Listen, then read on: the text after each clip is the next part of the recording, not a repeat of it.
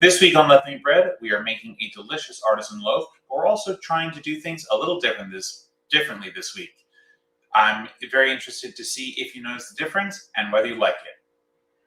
All right, let's get started. So this is weird. I'm doing this for the first time. First, we're going to take some yeast and put it in our bowl. We have 2 teaspoons of yeast. Next, we're putting in our flour. We've got 3 cups of bread flour. And we're just pouring that in there. Next up is going to be our salt. We're going to do 2 teaspoons of that. But as you know, I like to be a little fast and loose with my salt, so I don't measure it. But I do highly encourage you to measure yours. Because this recipe is so simple and there aren't a ton of ingredients in it, I highly recommend that you measure your salt if you want a distinct flavor. Just mixing that all together before we add our water, and now I'm creating a little well under which our water is going to go. And this is the warm water, so we have 1.5 cups of water at about 100, 110 degrees. Now again, you want to make sure you're not killing the yeast with the heat on this water. And now we are just mixing this together to make sure that we have a really wet dough. Now it just so happens that I had put too much flour in here, so that's why you see me trying to get some more water out of my very empty dish.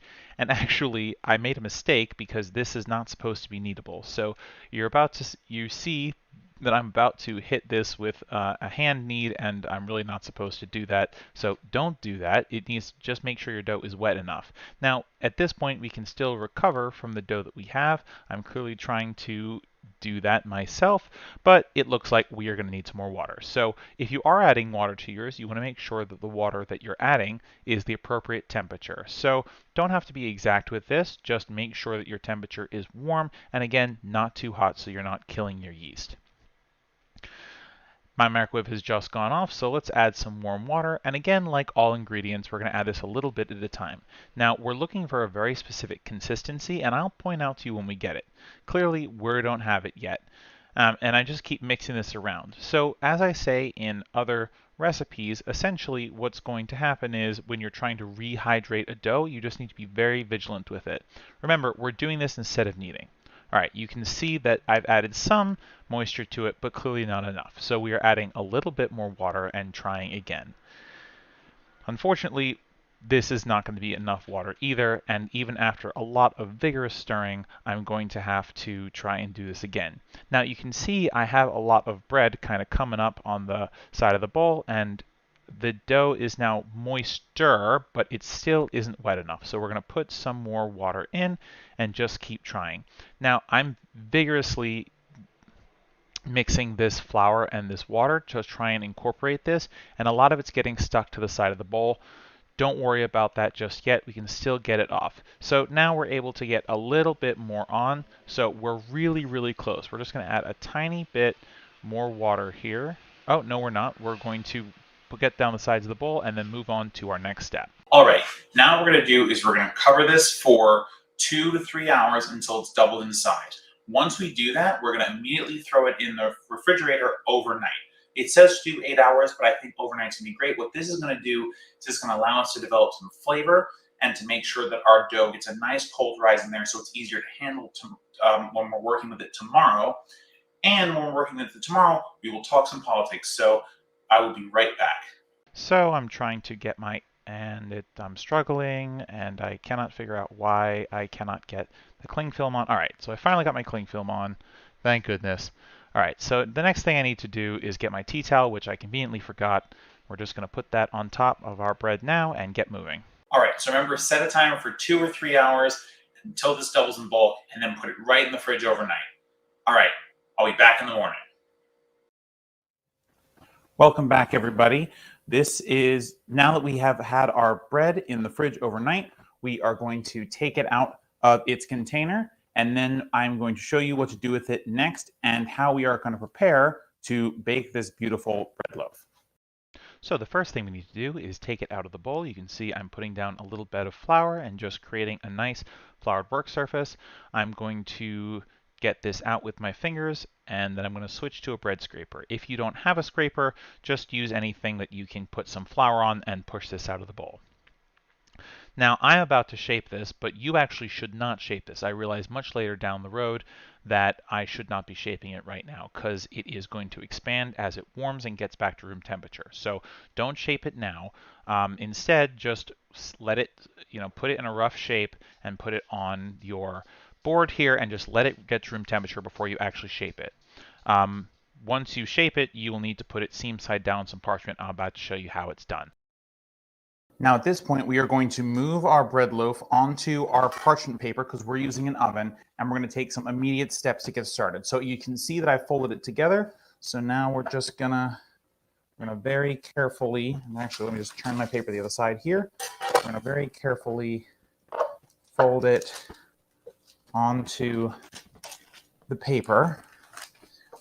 And we're just waiting, while we wait for it to come to room temperature, we're gonna do our politics segment. All right, but you don't need to do anything else with it. Just get it on that paper right now. So while we wait for our bread to come to room temperature, what we're going to do is we're going to start preheating our oven. So if you have a Dutch oven, now is the time to put it in your oven. If you don't have a Dutch oven, don't worry. I'm going to tell you how to do what we are going to do with that. First, we have to preheat our oven to 450 degrees Fahrenheit. So please do that now. When you start preheating process for that, you want to take your Dutch oven and put it in now. If you're using a tray like I'm using, just using a regular size baking tray here, you're going to want to put this in the top layer of your oven right now. If you're using a tray, you want to take a metal pan like this, and you want to put it in the bottom tray of your oven. This will serve as your steamer to make sure that we get a nice hard crust on our bread. So you're going to want to put this in your oven now as well. The reason we're putting these in so far ahead of time is to allow them to preheat, so when we put the bread in, everything will already be hot. So it's going to be really important now that we let this sit and get to room temperature for an hour. It's not going to rise, and don't expect it to. But what we're going to do is just make sure that it is ready to bake when we put it in the oven, because we're just going to take it up by the parchment, drop it onto the tray, put our water in real quick, and then we will just leave it to bake for 40 minutes, okay, at that full 450 degrees. Speaking of water, again, if you're not using a Dutch oven for this, you need to boil some water to put in that bottom tin that we just put in the oven. So if you have an electric kettle, or if you're just doing this over a stovetop, set it to boiling and just start it going. Make sure that you have it set so that you have boiling water by the time we actually get to the end of our segment. So we're going to do some politics now. Set your timers for 1 hour. If you're not sticking around for the politics, then I will see you in an hour.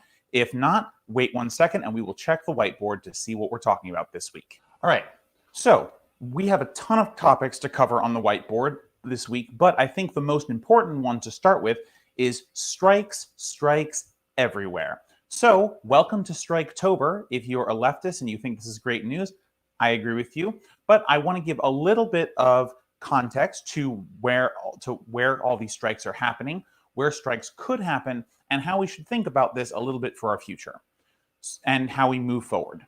So, as you're probably aware, John Deere, about 10,000 workers from there, have authorized a strike if they don't get what they want by the 18th.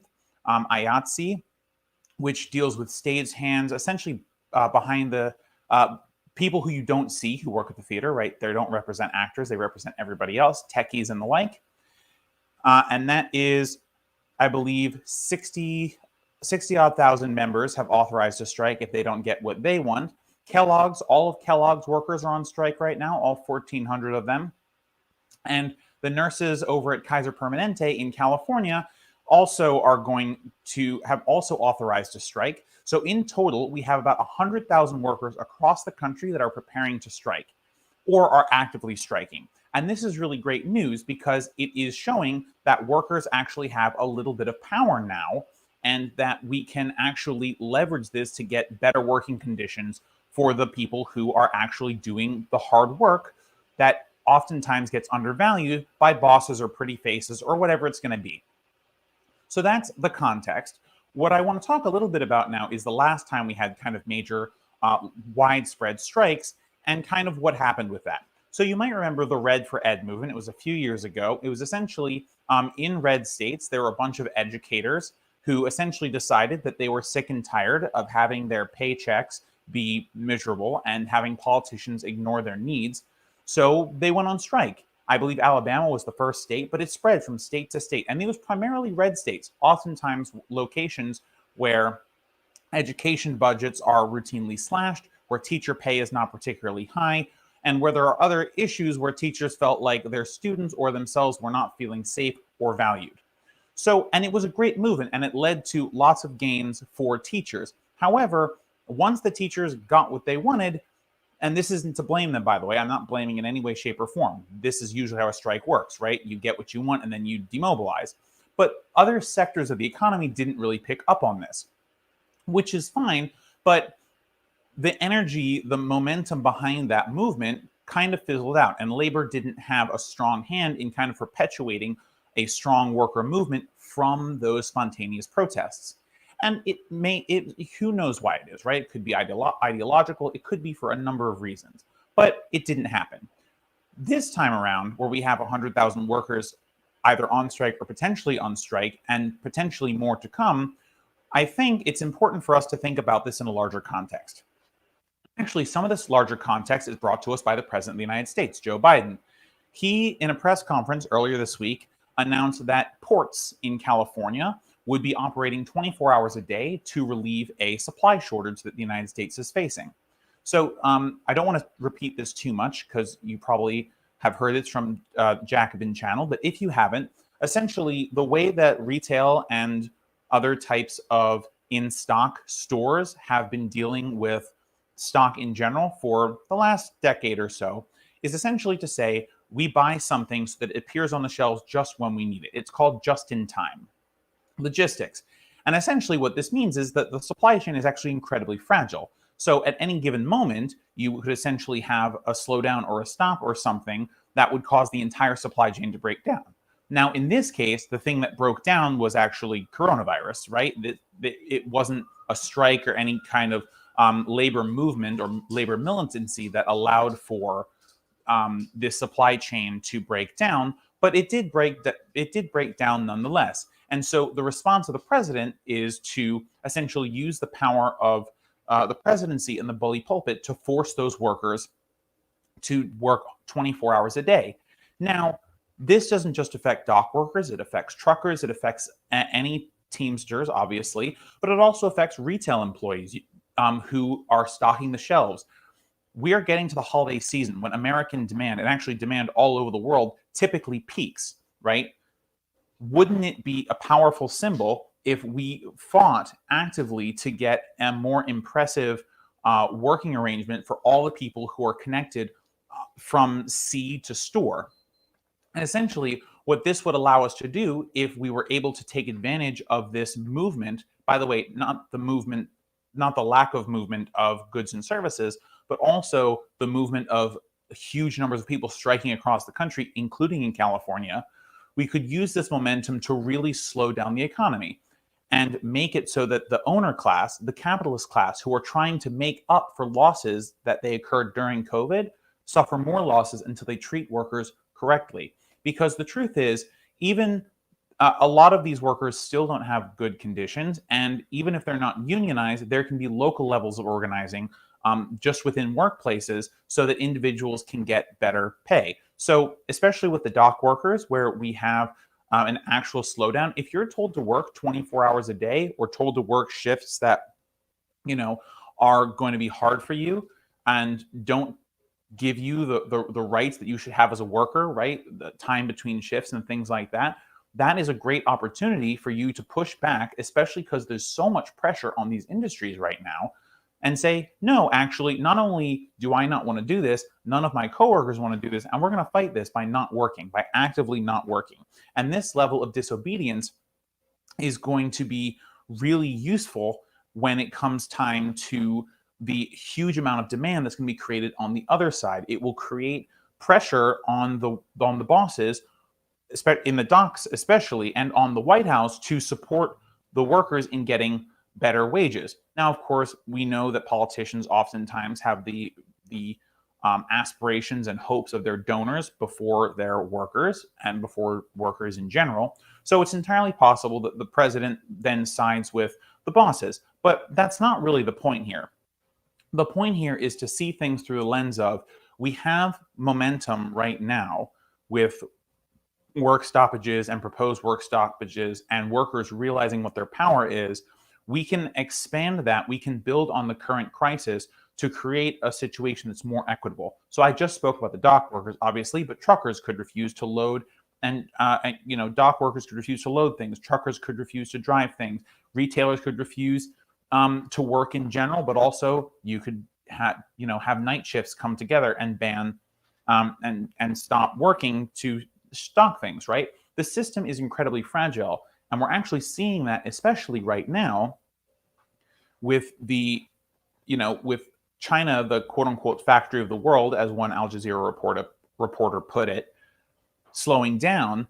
We actually have an incredible opportunity here to take some time as a political entity, the left, and to encourage more workers who are working in these precarious situations to stop working, to create pressure such that no matter what happens, the bottleneck is going to keep growing and growing and growing until eventually the companies are either forced to take drastic measures, and we never hope for that, and we always advocate against violence, or to just pay their workers what they deserve. If people are going to be working 24 hours a day, as the president has suggested, we need to pay them as if they are worth that. And we have to make sure that there's enough people on enough shifts to make sure that workers are getting the breaks that they need, the pay that is required for working those extra things. People need to be making overtime, for example.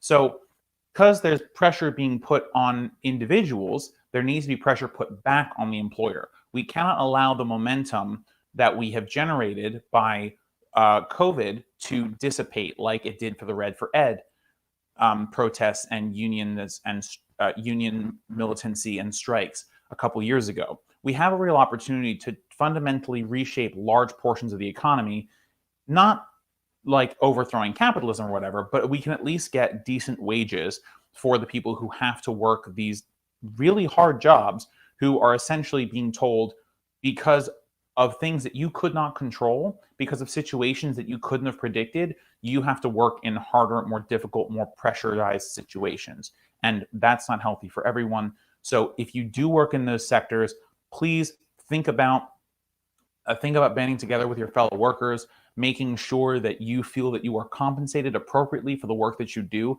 And remember that if you're not, think about taking advantage of the incredible fragility that we are experiencing in our system right now. If there was any time to fight for better working conditions and better wages and better benefits, it's right now.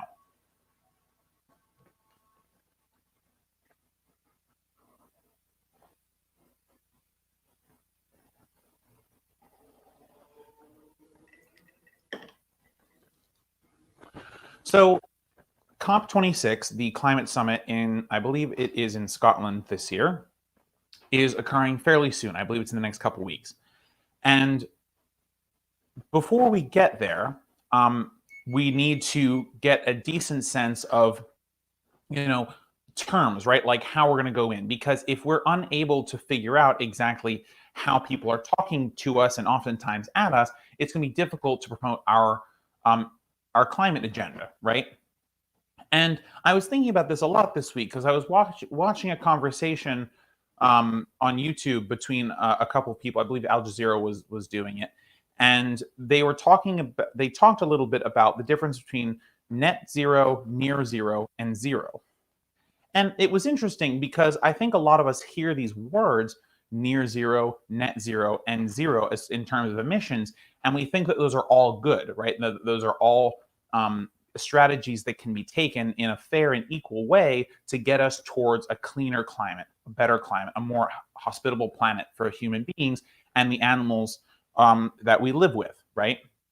However, one of the panelists brought something up that I was thinking that was interesting, and I want to kind of talk a little bit about it too, was we actually fundamentally don't understand how net zero works. And the way that she portrayed this, the individual who was talking about this, was that net zero essentially just means at the end of the day, we will be carbon neutral, which means we can put out as much carbon as we want as long as in some way, shape, or form, we are nullifying that either by planting trees or using carbon capture or some other technology, right? Or we're doing some investing in a green startup or nonprofit or something like that, right? So you're doing a balancing act between the two. You're doing a balancing act between the emissions that you're putting out on one side and the reduction that you're doing on the other side. And one of the things that I think was interesting about the point here was essentially we have to be really careful about that accounting, right? Because essentially we're relying on someone else to decide how much emissions cuts off and counterbalances other emissions. And we don't know how they're accounting. And as of right now, there isn't any kind of international regulation about how that's counted. So there could be intentional or unintentional errors with the accounting.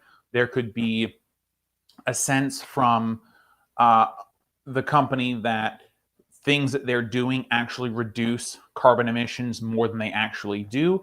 And the other thing that I think is interesting is net zero actually encourages organizations to continue polluting, to continue generating fossil fuels, to continue generating emissions. Using fossil fuels, generating emissions.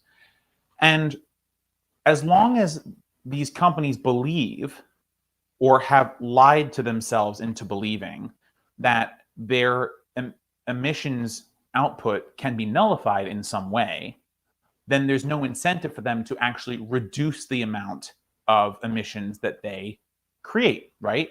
Because if they say, I'm just going to make up numbers here, right? So don't at me.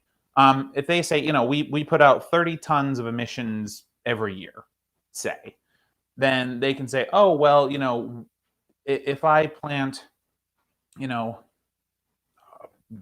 billion trees over the next 10 years, then I can nullify that because it'll generate, 300 tons of, it will reduce the amount of pollution in the air by 300 tons. So if they go through with that plan, then in theory, then yes, over 10 years, they've generated 300 tons of emissions and nullified it with 300 tons of trees being planted. But what if they don't plant the trees until year 9? Those trees are not going to start taking out the full amount of carbon emissions the first year that they're born, right? They're seedlings, they're saplings, and then they have to grow. And it's going to take a while before a tree is ready to actually remove lots of carbon dioxide from the atmosphere, right? So we get into this interesting dilemma where companies think that they're doing good or are pretending they're doing good, if we want to be a little cynical, but aren't, right? And whether that's intentional or not, we have to be wary that we've essentially created a system where we said emissions are okay as long as you do other good things. But because those good things aren't well regulated, it's hard to say.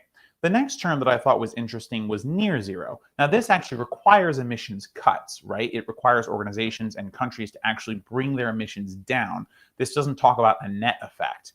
This doesn't encourage people to continue to produce emissions. But what it does do is it says, well, in order for the economy to be green, you don't actually have to get your emissions all the way to zero, right? You can just get them near zero. And no one's really defined what near zero is. What if a company thinks that 30% is near zero? Now, that seems like an extreme example. Okay, fine. But what if it's 10%? Now, 10% sounds small, right? But what if we're talking about the US military, which, by the way, is one of the largest, if not the largest polluter in the world? Or what if it's ExxonMobil or British Petroleum, right? 10% of their emissions might still be incredibly high. And in fact, it might still be too high for where we need to be in order to get to our climate goals, which is to limit the warming of the planet under 2 degrees centigrade. So near zero is kind of an amorphous concept, but it's friendly to corporations because they can use that ambiguity to create a semblance of nearness, right? It's the same basic concept with the net zero, except for there's less encouragement to create emissions and burn fossil fuels. There is at the same time not a direct incentive to get to zero, right? To actually say, no, we are fundamentally altering the economy to be a green economy. And if that is true, you don't get to actually do all these other things, including continue to create emissions, because that doesn't get us to where we need to be. It still has that encouraging effect, unfortunately, for how we are going to not get to where we need to be. And the other thing too is that then if we say near zero is the goal, then everyone can just go near zero, and everyone can have their own sense of what near zero is. And that still allows for tons of carbon emissions to be sent into the atmosphere every year, thus warming the planet. And one thing I want to remind people here is that carbon emissions are cumulative, right? It doesn't reset every calendar year. The idea of amounts of carbon emissions put out per year is purely a human concept, right? It's not scientific. When carbon is at the top of the atmosphere, it's causing the heat of the planet, of the heat of the sun, to be reflected back down to the planet. That's what creates the warming effect. So if we're still putting tons and tons and tons of carbon dioxide or methane into the atmosphere, even if we're putting fewer tons of carbon dioxide in the atmosphere, it still just sits there, right? So unless we actually say zero, or we go carbon negative, which is something I'm going to explain in a little bit, then we actually don't have a chance of preventing warming. Now, we may prevent the warming underneath a certain level, but we still have to be aware that under no circumstances is the actual goal to say, well, it's fine and dandy enough to just get to a low amount of pollution, because that pollution still sits there. We're not grabbing it out of the atmosphere. We're not reducing the amount that's there. And it's not like it's escaping into the, it's not like it's escaping into the atmosphere particularly either. So we just have to be careful when we say near zero, because it sounds good, but it probably isn't good. It definitely doesn't get us to where we need to be in terms of what does real climate policy look like. Now, the next one is the most obvious, which is zero emissions. And it means what it says on the tin, right? Effectively, it says starting at a certain date, all these companies and all these countries will just not produce any emissions whatsoever, which is more or less the goal. But as I mentioned earlier, we still have the problem of, hey, there's all these emissions and carbon dioxide, methane, and other greenhouse gases that are just chilling in the atmosphere still. So the problem then becomes, how do we get that out? How do we actually get the planet back into a place where we're not warming it actively, and we're reducing the effects of the warming that we've already created? And that brings me to carbon negative. So what carbon negative is essentially, on balance, this is kind of that net effect again, but on balance, when we look at all the carbon emissions that we're emitting, which hopefully at this point is zero, donut, right?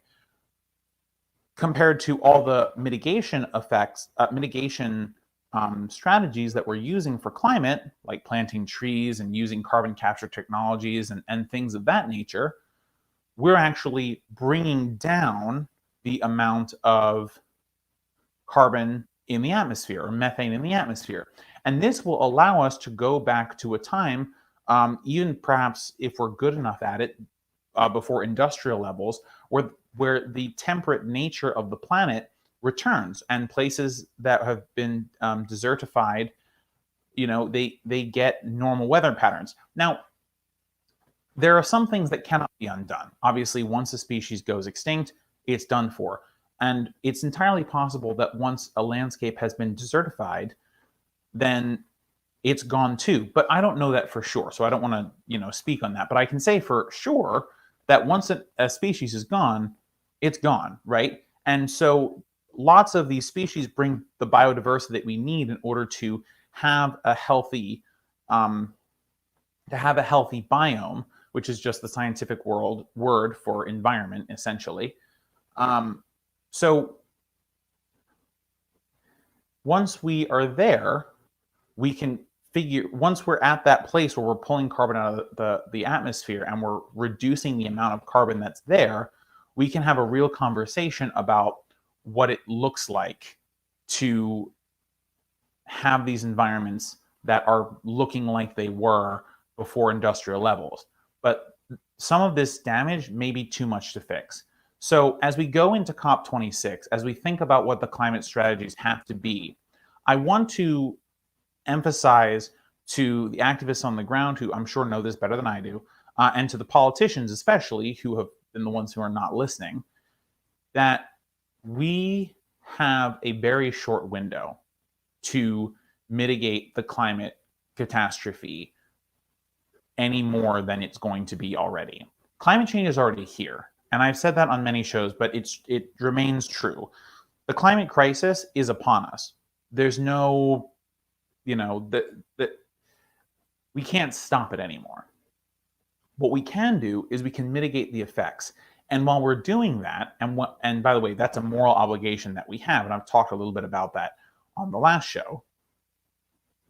While we are doing that, we need to get ourselves pulling that carbon dioxide and other greenhouse gases out of the atmosphere so that we can make sure that if for some reason, we're unable to stop all emissions from happening, that we're putting them into an environment that doesn't have much by way of emissions just floating around in the atmosphere, so that the Earth kind of returns to pre-industrial levels. We get additional glaciation.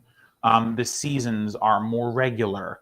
We, reduce desertification if it hasn't completely taken over a place already. We prevent more species from dying out. We cool the oceans. We bring the coral reefs back. There are untold number of benefits for going back to the amount of carbon dioxide in the atmosphere that we had at pre-industrial levels. And it is possible, but it's going to take a lot of work. And so when you hear things like near zero or net zero, and sometimes even zero, push back. What we need is zero and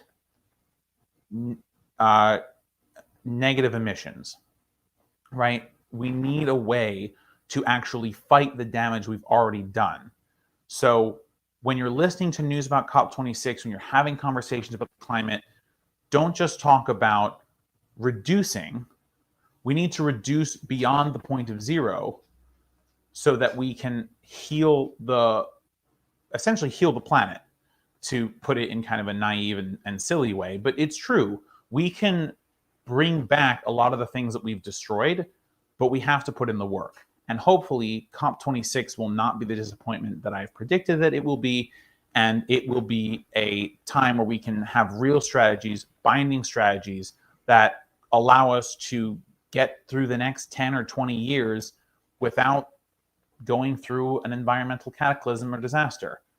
I can't say I'm hopeful, because I'm not, but this is one of our last chances, guys. So we need to not squander it.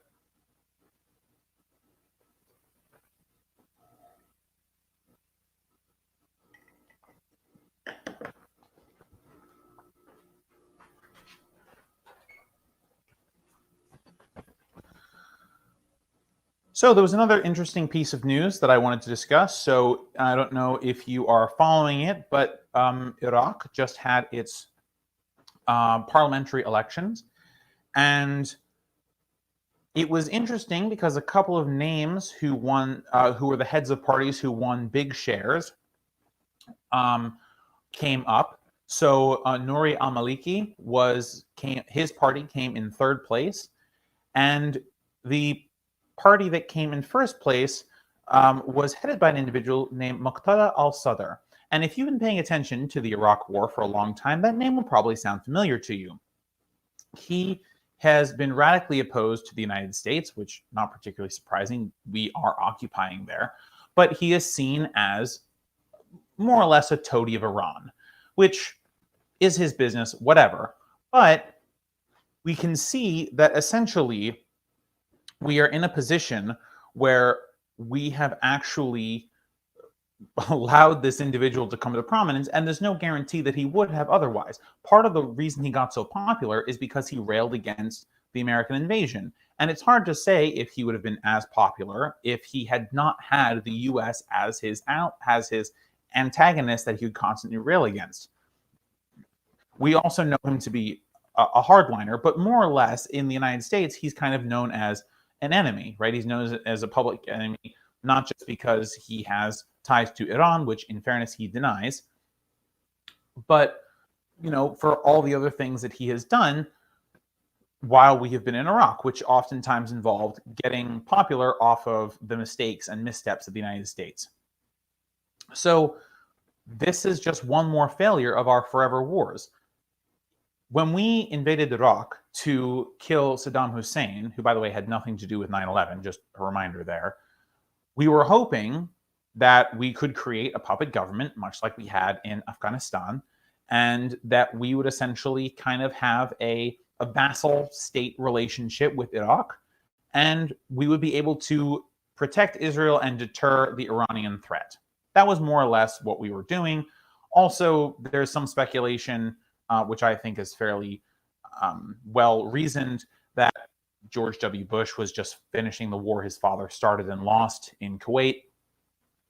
So there's a number of reasons. Anyway, we shouldn't be there. That's obvious. But and of course, the Iraq War is a failure for dozens of reasons. Not most of which, of course, not least of which, of course, is the mass death of civilians in a country that had nothing to, and the mass destabilization of a country that had nothing to do with attacking us. But you can add to the list of failures now that one of our public enemies, high up on that list, is now running around as potentially the next prime minister of Iraq. Now, it'll be interesting to see what he does or says as prime minister. He'll have the opportunity to form a government. He got, I think, 73 seats out of their 325 member parliament. So he doesn't have a majority, right? He'll need to form a government, but he is in the best position to form a government. And who knows where he'll find allies, right? One of the things that's interesting about parliamentary democracies is that oftentimes in these situations where you don't have a flat-out victory of one party, is that small parties who can be kind of strung together in order to create a coalition have immense amount of power once the election is over, because essentially they make up a very small puzzle piece, but an essential puzzle piece that keeps the government together. So, and by the way, you can see this in many parliamentary democracies around the world, but if there is a small party with a set of extremist views, but those views align a little bit with Muqtada al-Sadr, and by the way, we in the United States thoroughly believe that he's an extremist, and for good reason, right? Those fears are not unfounded. Then they can get their agenda through too. And the same is true for every little tiny party that might be somewhat aligned with al-Sadr. And you move al-Sadr into a position where he has to take even more extremist views than he may have already taken. And by the way, all of this just stems from our involvement in, interference with Iraq for whatever good it did, which probably is none. So not only did we destabilize a country with our war, not only did we create a circumstance where we have killed plenty of people who had nothing to do with 9/11, not only have we killed innocents, but now we've taken someone who we thought was dangerous, essentially made them the prime minister of Iraq, and now he's in a situation where he may have to concede to more idealistically extreme positions to form a government. So this just is a giant failure on the part of the United States. And by the way, this is one more sign that we need to come home, right? And I'm going to talk about in the next segment why it's so one of the reasons it's so important for us to come home for a different reason. But if we're going over there and we're making enemies, and then those enemies are getting so popular just off of being our enemy that they get to run the whole country, I think it's time to leave. I think it's time to acknowledge that we failed. The forever war is a failure, and we should come home.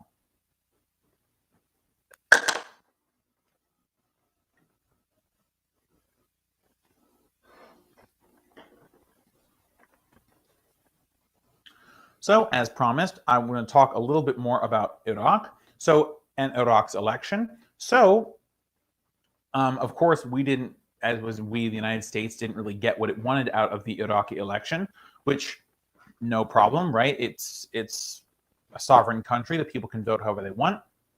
What's interesting is that there were lots of concerns by minority parties, by international observers, by Iran, by the United States, that there would be interference in the election by armed groups, or there would be other irregularities, or there'd be ballot stuffing. There are essentially large-scale concerns by a variety of players in this game that is Iraq, that there was going to be issues with the election.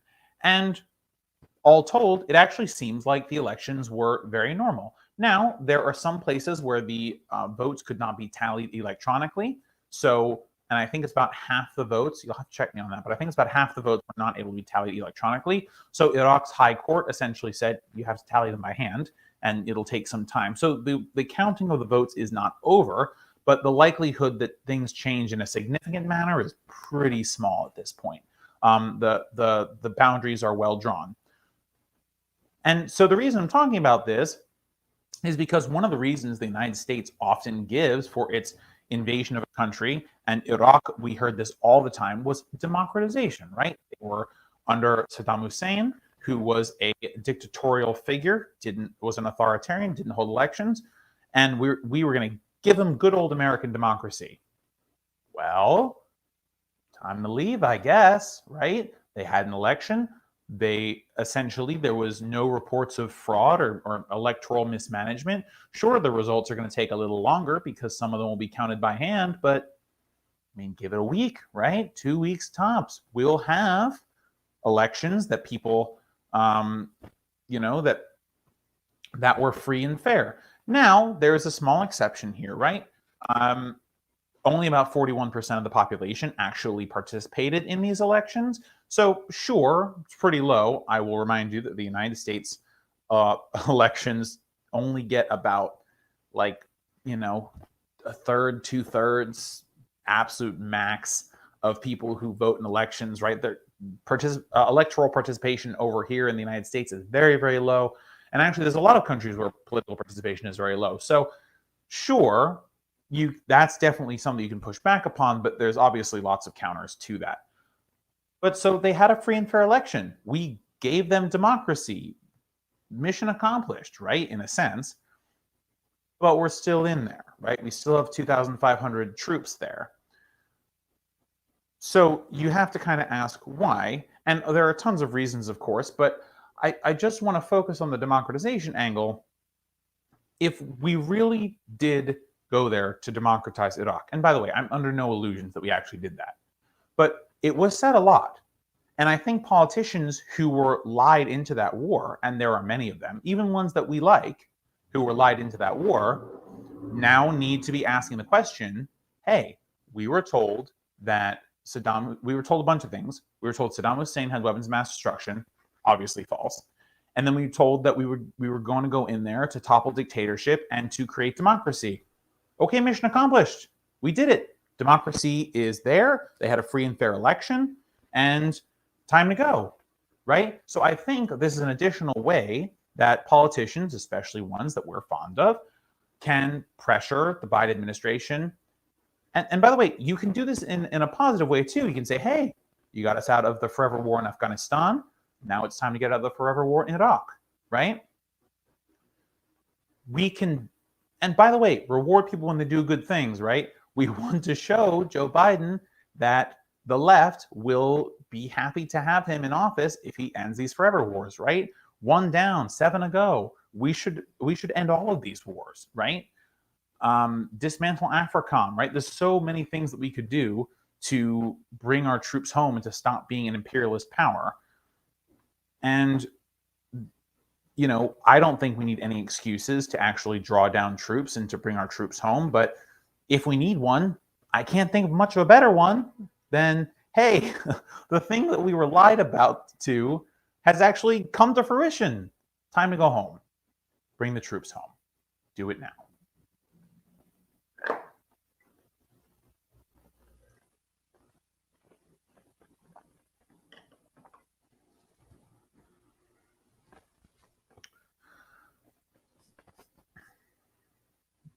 Okay. So, during the pandemic, many students had to take classes from home. And this, of course, introduced a whole weird dynamic where not everyone had internet access and not everyone had access to laptops. So schools were kind of in a pinch, required to come up with those resources so that students could continue to learn, albeit in just virtual settings. So one of the things that was done is that laptops were procured for students, and then they were sent home with them. Hey, this is a loaner, borrow it, take classes, right? And some schools gave Wi-Fi credits. There were a whole bunch of programs that you could use if you didn't have access to Wi-Fi or you didn't have access to a home computer that you could take your lessons on, or whatever it's going to be. But an interesting story came recently concerning borrowed laptops. And this is actually very personal to me because this happened in my backyard. In Philadelphia, a student was attempting to do research for a project that they had been assigned. I think they were like in the 3rd or 4th grade or something. And so they had opened up a bunch of tabs on their computer to do this. And strangely, after they opened the second tab, everything afterwards was just, it kept closing. The tabs wouldn't stay open. And so the student talked to their parents, and their parents thought that was strange. So they called the administrators, the district. And they said, hey, like, what's the deal? And the administration said, oh, yeah, don't worry about that. You see, what happened was your teacher can see everything your student is doing. So apparently, what has been happening is that the teachers have the ability to, without alerting the student, by the way, see everything that's on the student's screen, which is a huge invasion of privacy. But not only can they see everything that's on the student's screen, they can actually remotely control the computer. The reason those tabs were closing is because the teacher was manually exiting out of them for the student. Again, that's insane. That should not be happening. One, because why should your ability to purchase a laptop and have Wi-Fi dictate whether or not the school district can spy on you? That's absolutely ridiculous. It's incredibly authoritarian, and it needs to stop immediately. And the other thing, too, is as the story progressed, it was made known that there are, in theory, limitations to this remote access power. Now, the administration of the district promises that teachers will not access student computers outside of school hours, but I didn't see any technical controls listed, anything that would stop them from doing it. What if that's the only laptop that child can use? What if they need to use it for other things? What if they just want to talk with friends and family? Can a teacher, without notifying the student, listen in to everything the student is doing? Can they open applications? If they can close them, they probably can. Can they use the webcam to see the student, to see what the student sees? You can see how this could get out of hand very quickly. And the reaction of the administration was not great either, because when they got the backlash from this, essentially their response was, oh, well, we're actually just going to limit, we'll change the limit on tabs being open from 2 to 5.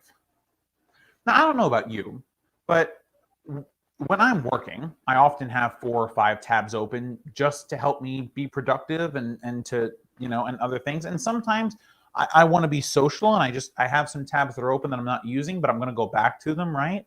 There's 5 tabs is not many tabs.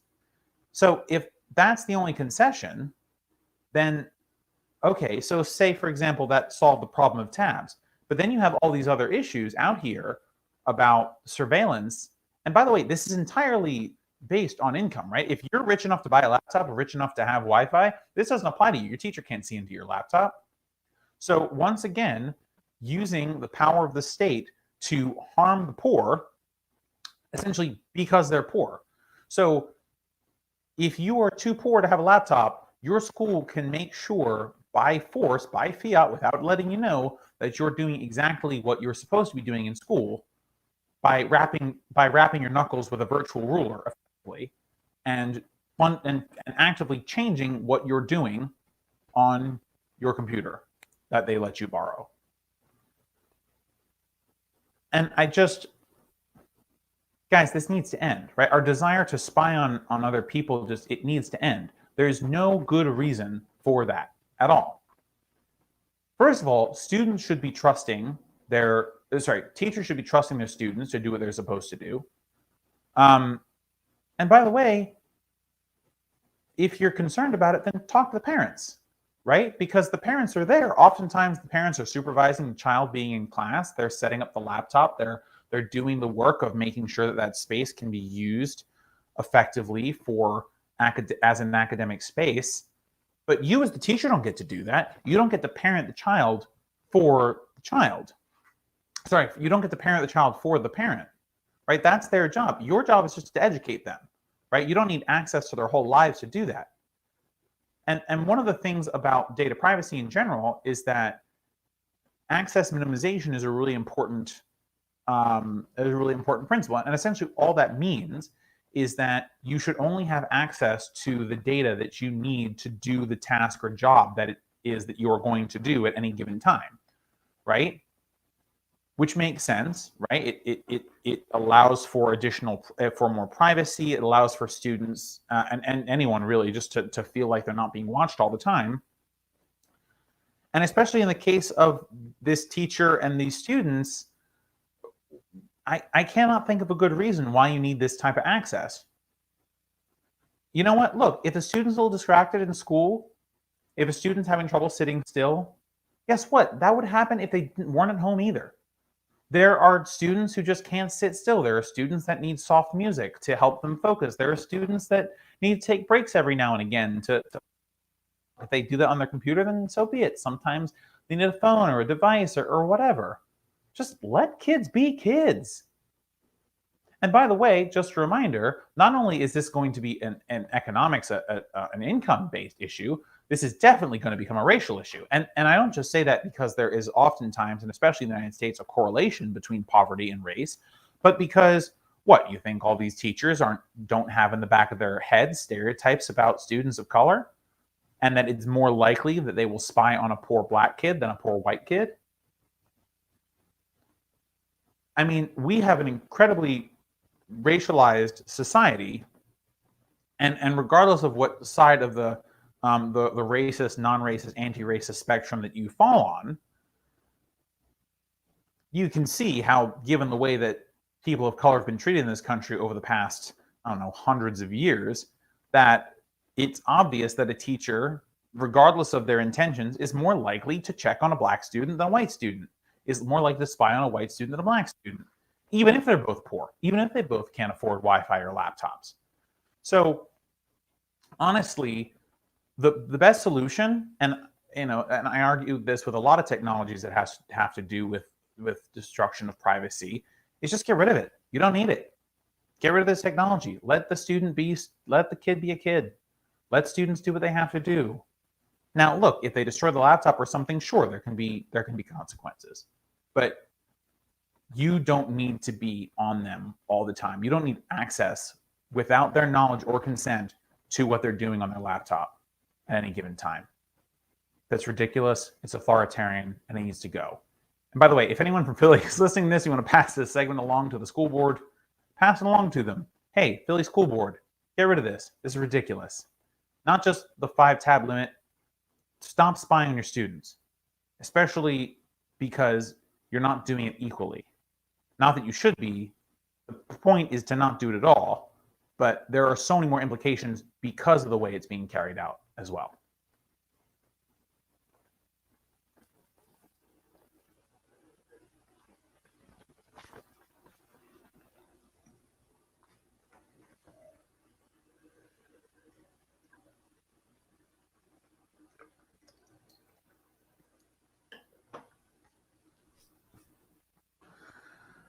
So this is a topic that I've really wanted to get to for a really long time.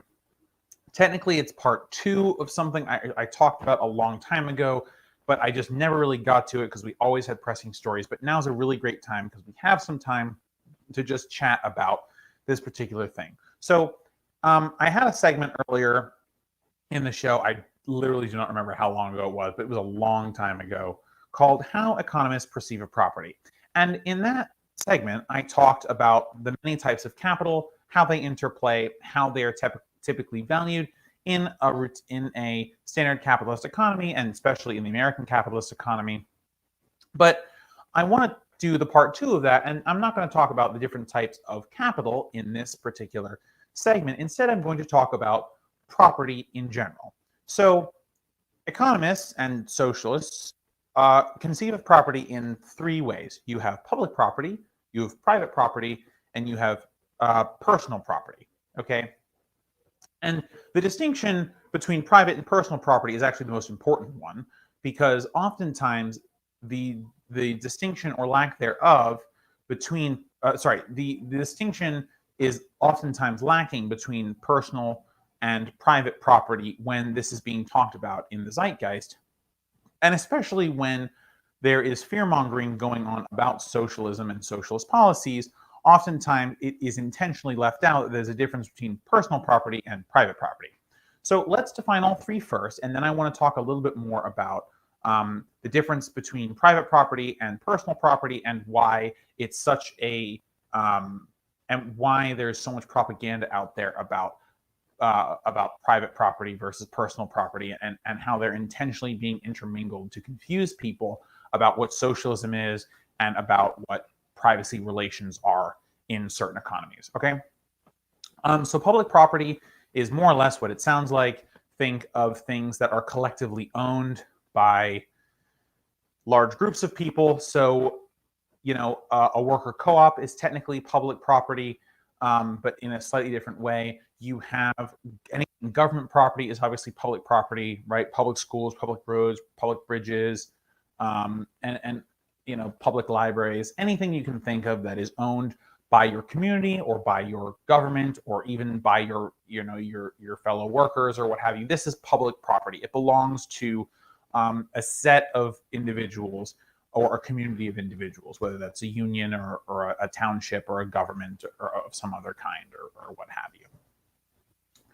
And oftentimes, when we talk about public property, you know, we think of it in terms of things that are local, but public property is also, not in terms of what's local, but in terms of what's large, right? But also public property refers to anything that is divided down. So not only is our public roads and bridges and things like that public property, but like everything that's used to maintain them and work with them and work on them and what have you is public property. So like the desks in your child's school are public property.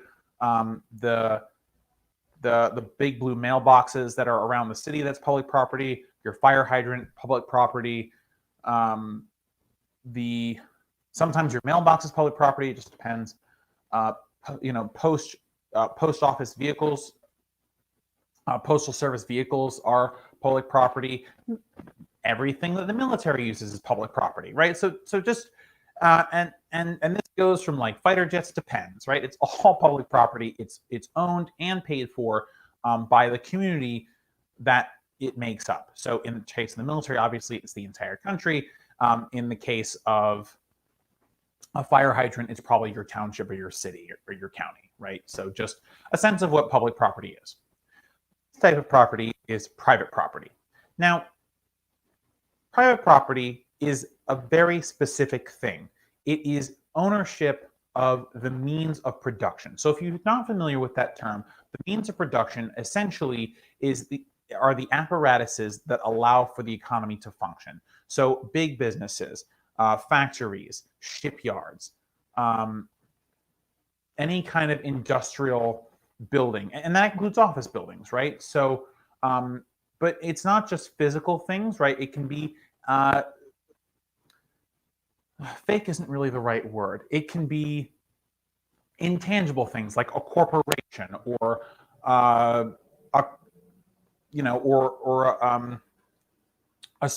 contract, or even an app, right? It can be lots of things. It's essentially the things that people work at to generate revenue to move the economy forward. Those are the means of production. And private property is when those things, when the means of production are controlled by a small number or an individual person.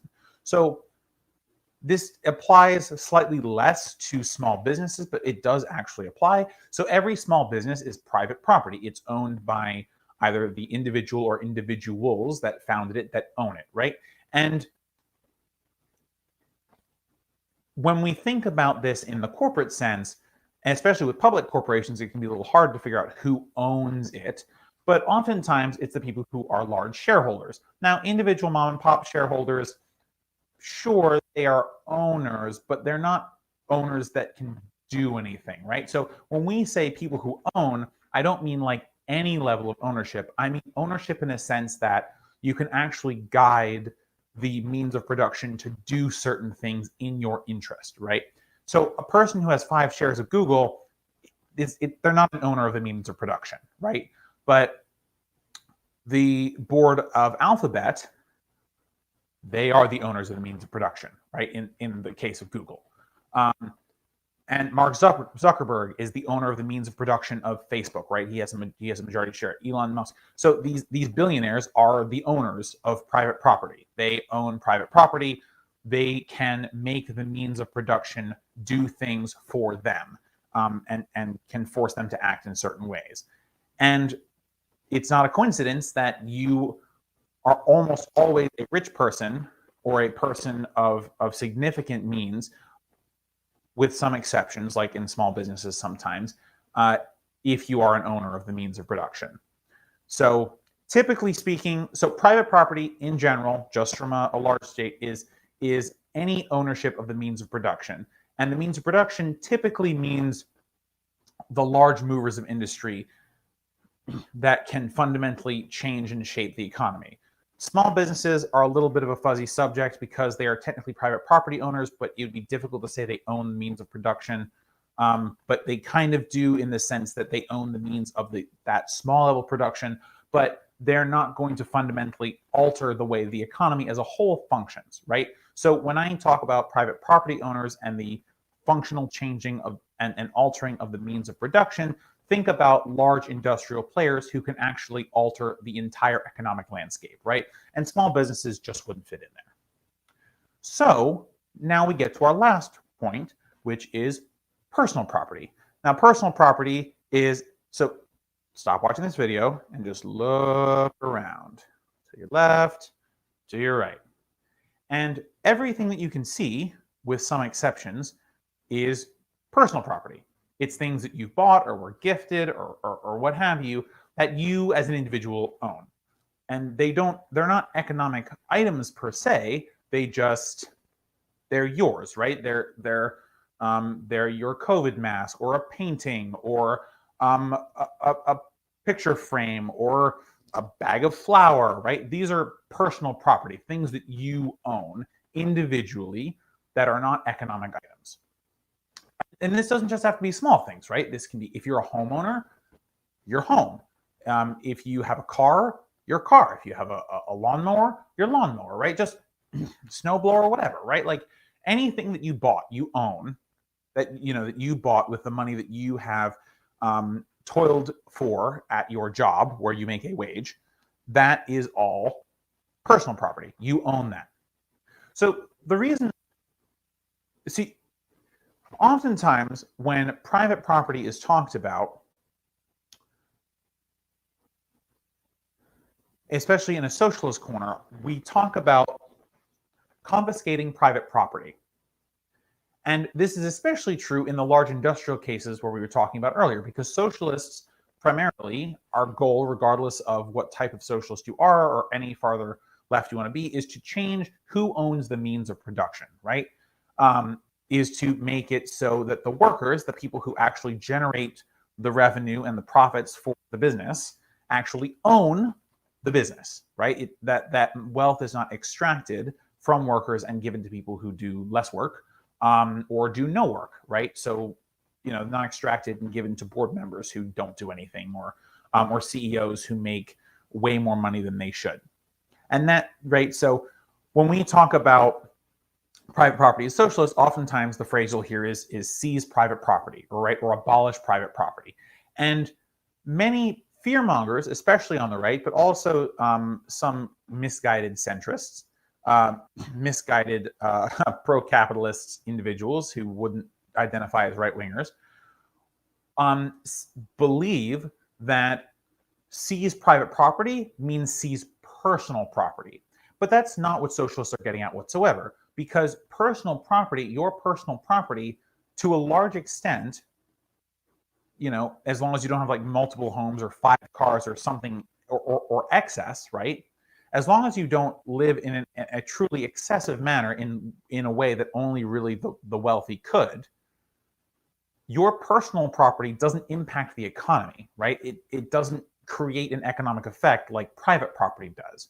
So the disbursement of private property to public communities, or to make all private property public property, doesn't change your status, change the status of your personal property from you. But this is a convenient talking point because private property and personal property, it can be a little confusing, right? And oftentimes when people think of private versus public, you think of you versus like the state, where, as I've defined here, that's not really how we think of these things economically speaking, and especially as socialists who talk frequently and hopefully well-versedly on property relations. And by the way, who owns what type of property in those 3 types I just gave you are what broadly in the economic world we call property relations, right? Who owns what and why.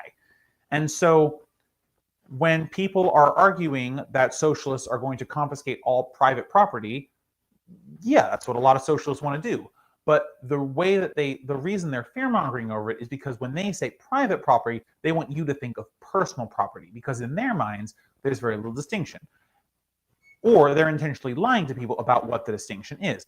Now, truthfully, there is a strong distinction, and socialists and leftists and just people who are informed should push back on these narratives, because it's important for us to remember that there are these very distinct pieces of the property relations puzzle that we are dealing with. And as long as we can push back on this and educate people on how property relations actually work in real life, in reality, we can actually get rid of some of the fear-mongering about socialism or socialist policies. Because then when a socialist or a communist or whatever says, disperse private property to the public, or abolish private property, what we're talking about is the access that allows for single individuals to move the economy to their will without check. Whereas if we were saying abolish personal property, it would essentially imply that we were not interested in private property, which is the large movers of the economy, and instead we're only interested in seizing the things that you have bought from with the money that you have toiled under this unjust system. So hopefully this has given you a decent idea of how property relations work, what the means of production are, and I hope this is a succinct and clear follow-up to my last How Economists Perceive of Property segment. And if something else comes up, I will definitely talk about it, but I think this is probably the last of the 2 of them. So now I'm going to attempt to reshape my room temperature bread. Don't do this, it's not going to work. This is why I say in an early video that you should not be doing that. However, once you get it to the appropriate shape using the shaping process I demonstrated earlier, we're going to take this parchment and put it directly on that top baking rack, and we're going to take our boiling water and put it in the bottom rack. Once we do that, we're going to cook it for 40 minutes, and then we will be done. All right, guys, that's it for this week. I'll see you next week. Bye-bye now.